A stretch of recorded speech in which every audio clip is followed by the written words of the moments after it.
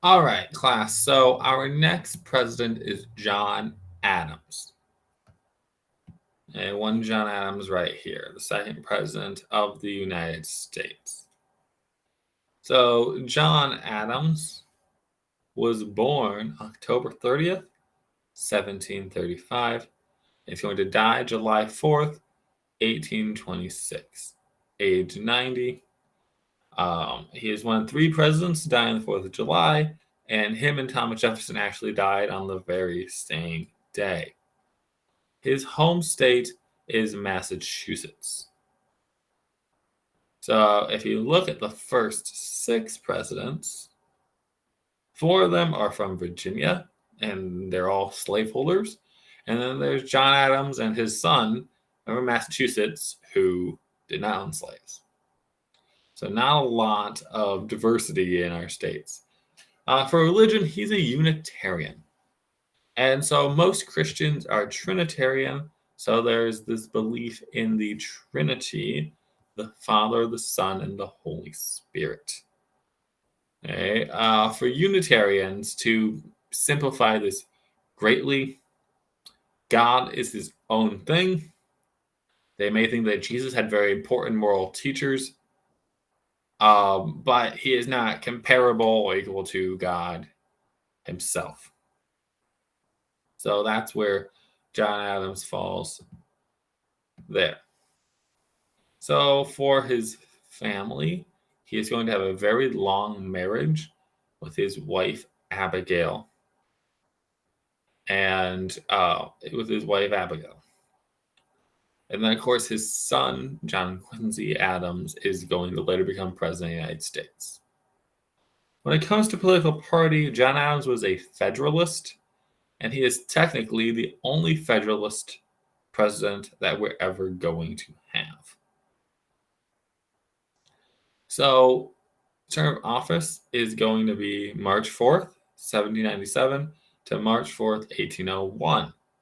He's going to be our first one-term president and the only one of our first five presidents to lose a general election.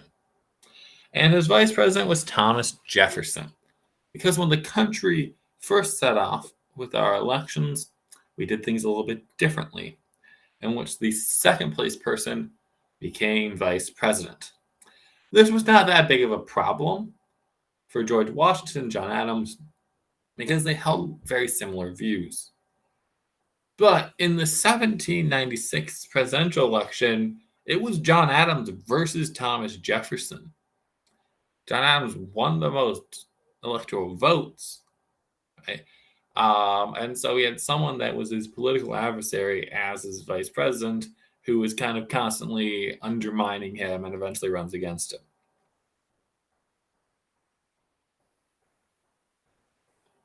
So, if we look at some accomplishments of John Adams was a lawyer, and he had a very strong belief in people's right to an attorney and to a fair trial. And so he doesn't make himself a lot of friends when he does this, but he defends the British that did the Boston Massacre. Okay, he defends them in court, and he gets the majority of them off. And those that are still found guilty are not hanged, as they may have been. It's a much lighter sentence. And he's a big believer in American independence.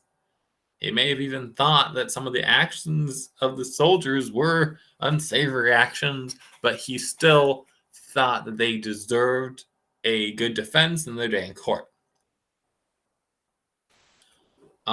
So he is going to be involved in the Treaty of Paris that's going to end the American Revolution. He's going to be involved in the committee that is going to work together to make the Declaration of Independence.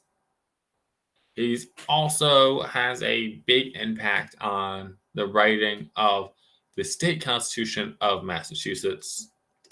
And then his other legacy is going to be that his son becomes president. So he has this very long feud with Thomas Jefferson in the election of 1800, he loses to Thomas Jefferson, and he leaves town before Jefferson is sworn in as president.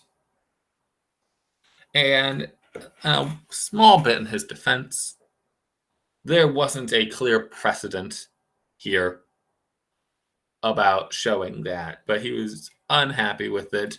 Him and Thomas Jefferson are going to rekindle their friendship later in life, and he's going to live to see his son become president. But yeah, he dies this on the 50th anniversary of the 4th of July, same as Thomas Jefferson. Thomas Jefferson, who will be